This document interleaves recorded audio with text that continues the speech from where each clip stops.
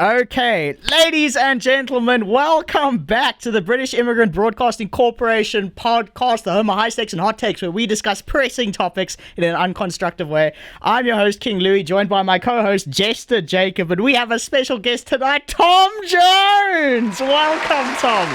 Welcome. He told me to edit in a whole lot of, fans clapping and stuff, so, yeah, whatever I'm putting here, you take what you can get, Tom. So, yeah. How are you doing? What's up? Nothing, man. Just got back from work, laid down, waited for this to roll.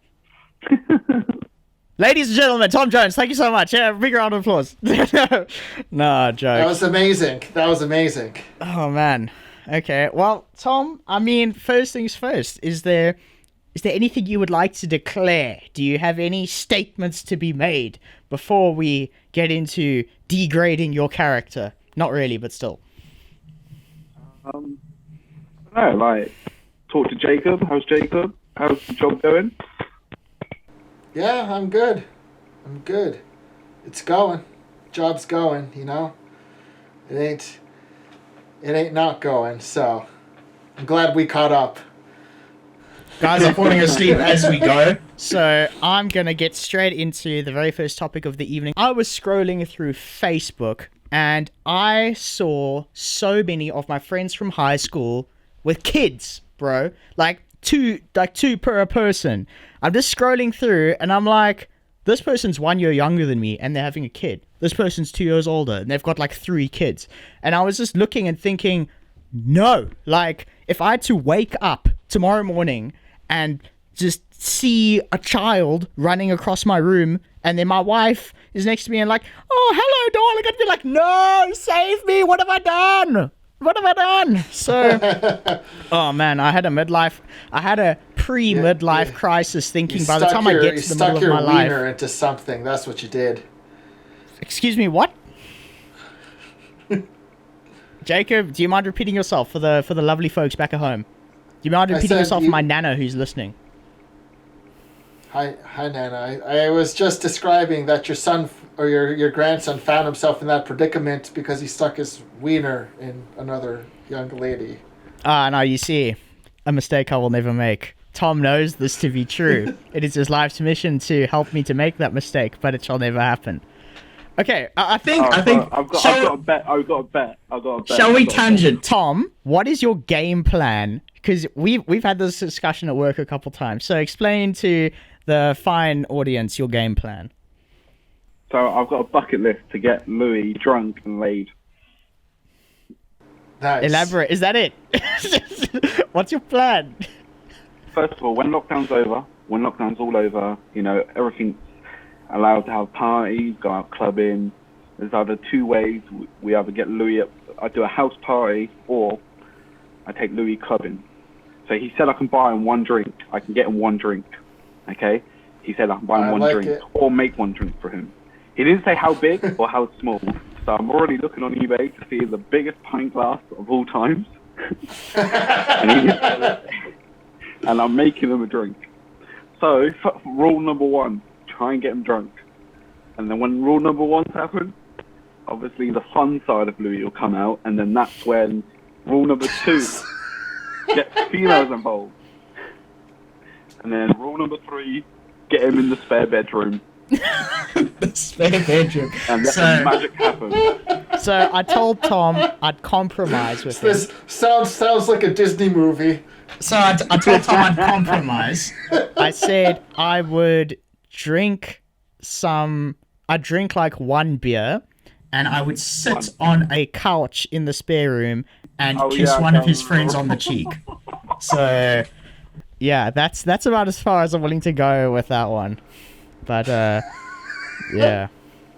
Yeah, but so talking about the baby situation, did you know in the UK, while we have so many young people with kids, because when people have a kid at a young age, they get given a flat. That's why people want kids sometimes. They just get given a flat in a house. That is pretty mad. I mean, arguably... That's why you see so many people. Yeah, no, it's absolutely true. I agree. But so it's like the idea is the same in South Africa, except the government doesn't have the resources to be giving people houses, so they get like a small grant every month, and that's about it. See, I can't have kids until I have quite a lot of money behind me.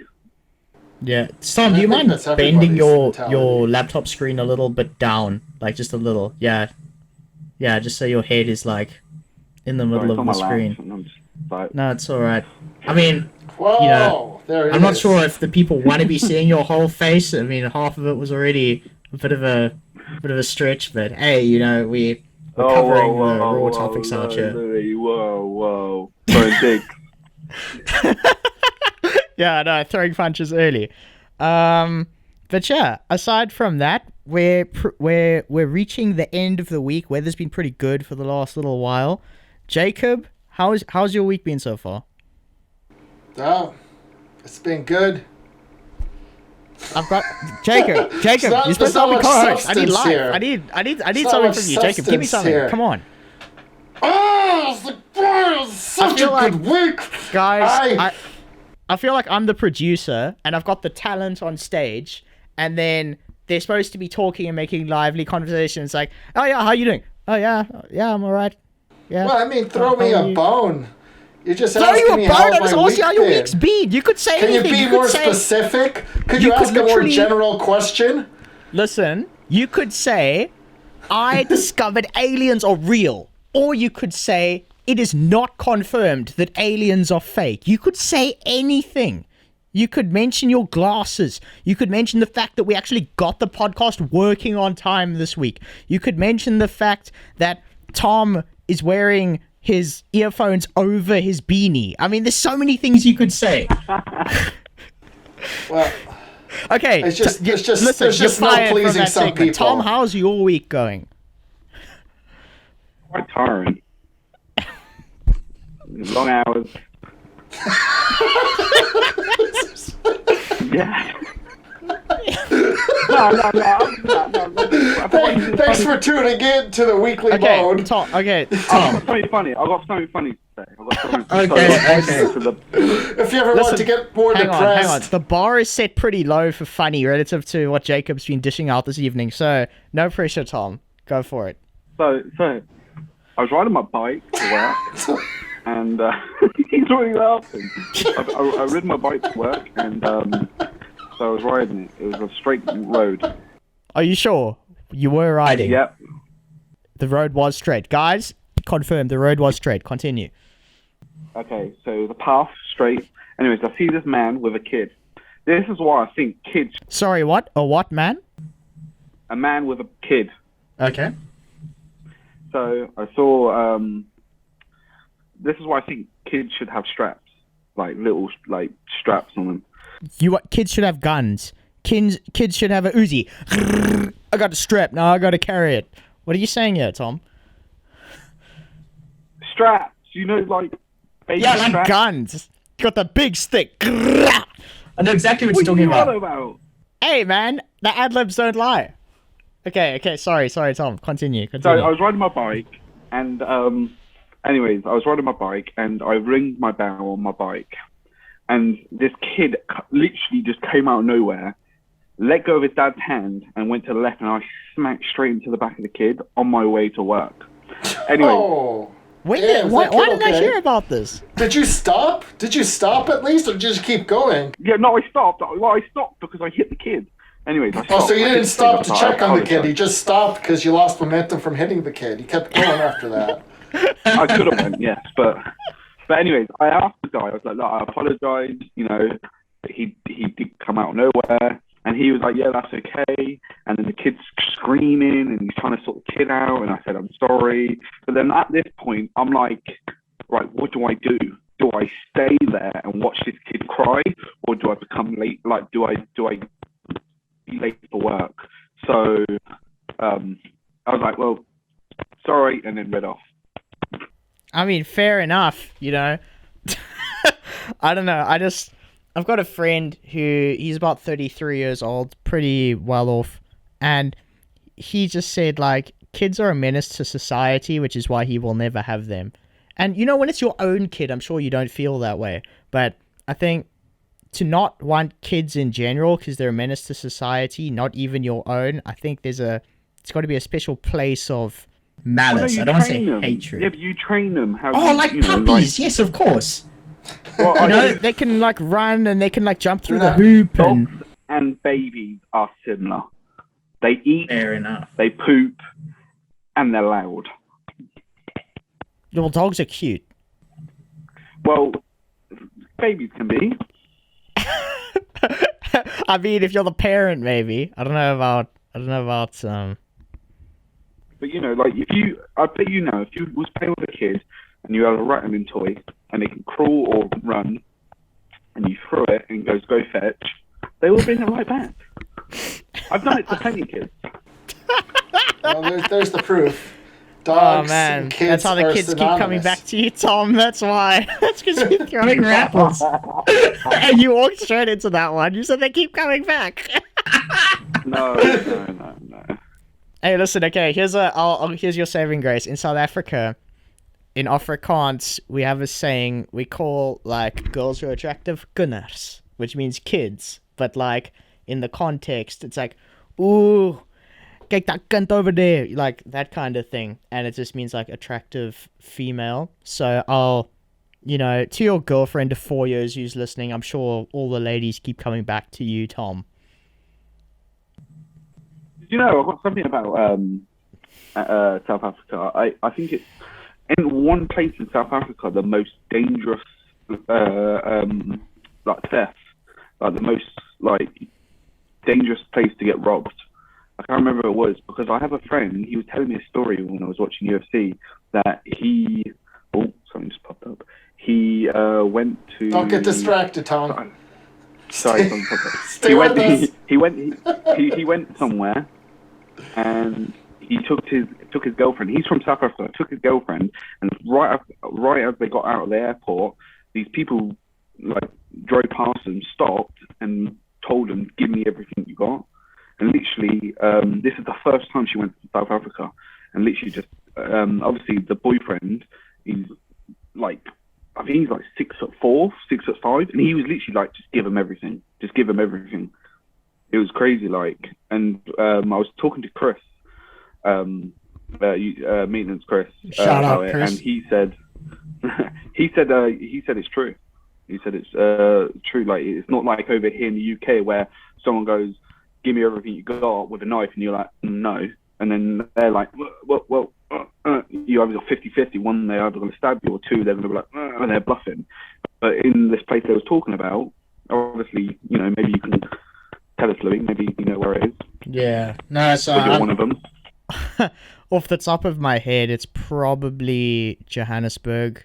That would make sense. Yeah, maybe. I think that's it. It's right near an airport, but I know that. Yeah, Johannesburg International Airport. I don't know if it's that one though, because there's two airports in Joburg. But yeah, I mean, it's a pretty gnarly place, man. Because like the central business district of every city is usually where all the big money is, and all the like really like important businesses are located, like the big banks. So in Johannesburg, the oldest part of the city with like the nicest old architecture, there are like shacks and like feces just on the side of the road there. Like that whole area of town is just like abandoned by anyone with half a brain. So that's kind of like film crews will bring their own like private police force and use that whole area as a movie set for like a post-apocalyptic wasteland. It's happened like a couple times. It's insane. And it's just like, the set design budget is at a flat zero because you just go there and you shoot. You just have to pay for private security, which is pretty crazy. You know what's sad? What's sad about that is that place, that means that place used to be nice. Oh, for sure. Absolutely. It looks beautiful, man. Like, honestly, like, I drove through a part of it about 2 years ago, and if you look up, it's like, oh, these buildings are so cool. But then you look down, and it's like, the first 5 stories, all the windows are broken and boarded up, and then the ground level, there's just, like, black bag houses along the side of the sidewalk. Like, it looks like it looks unreal. It doesn't look like a place I've ever seen or probably will ever see again. Okay, I've got a new topic. Okay. Okay. So, Jacob, when I was living closer to Louis, I would get Louis to rate food or drinks. And I'm really annoyed with him. So I would get him to try a well-known place in the UK called Greg's. And I would get him to try a sausage roll. He rated it a 6. A 6, goddammit, a 6. He rated, what else did you? A Yum Yum 7, fair play. A Yum Yum. What else? Oh, we tried a mint. Hey, that mint hot chocolate was nice. I rated that at 8. That was good. I went back for that. Is there any food that you guys like came into the UK and was like, wow, that's really good? Yeah, most of the normal food in grocery stores because we have more money here, so we can buy, like, we can eat meat more than once a week. For real. Oh, really? Wow. Yeah, we couldn't afford to eat meat more than once or twice a week in South Africa, so now we're eating meat every night, which is like a massive upgrade. Is there anything new you tried and gone, like, I wish, I had that back in my in South Africa? Oh man, anything new? I don't know that there is. I'm trying to rack my brain. I'm trying to think of like puddings and desserts. Not really. It's because my grandmother is from England and my mother was raised by her, so our eating habits were very much British, just with the South African means. So coming here, it's like, oh, okay, this is the way we should have been eating all along.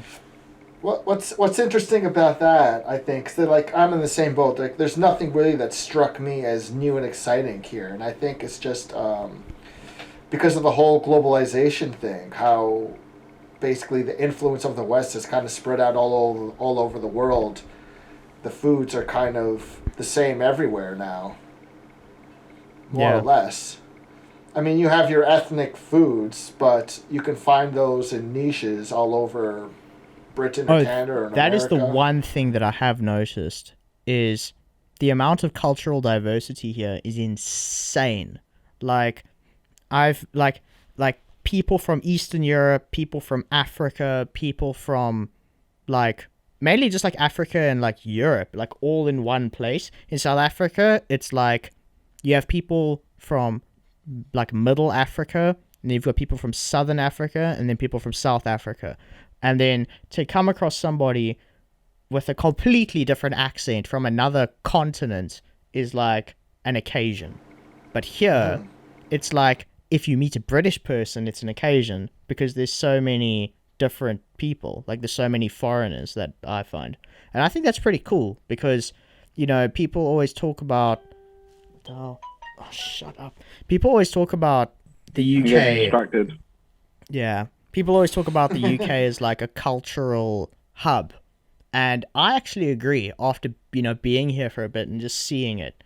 Because I feel like every tourism board wants to talk about their city as a cultural hub.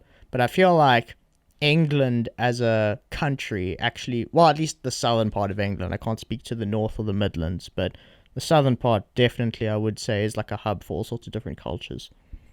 Yeah, it's probably more southern. Yeah, I would agree that the northern part is less diversified just because it's more impoverished. But like if you want, it's insane just how multicultural Toronto is compared to our part of England. Like Toronto has so much more multiculturalism, but it's not as distinct as England, whereas here you actually can tell that kind of where people are from based on their accents, whether they're from Eastern Europe or Africa, whereas in Canada, everyone's kind of like, you can tell that they're all from different ethnicities, but a lot of them, because they were brought up in Canada, all have the same accent. So they're all like second, third generation. Yes, second generation. Yes, like myself. Like we all have the same accent, but it's just like a smorgasbord of colors. And of course, you still have your first generation of immigrants. Those mostly you see them from like India or China, but it's I guess you have to remember that Canada was kind of like England was for English people for thousands of years, whereas Canada was just a land of immigration. Same with America. That is true. Well, I mean, obviously we're completely excluding the poor natives who suffered at the hands of the. Yeah, let's not get into that. That is. It's like, That's a rough- there was that's a rough nobody here. topic. Yes, there was. There actually was. That's an ugly one. Well, that wasn't the greatest moment in humanity, but Let's just ignore that like small detail. Yeah, I mean, Yeah. we have Hitler who did some colonization of his own, shall we say. I mean, to be fair, there were like a couple people in France, a couple people in Normandy, but nothing serious, you know what I mean? I'm obviously being sarcastic. But yeah. So, Jacob, I'd like to move on to a topic of yours.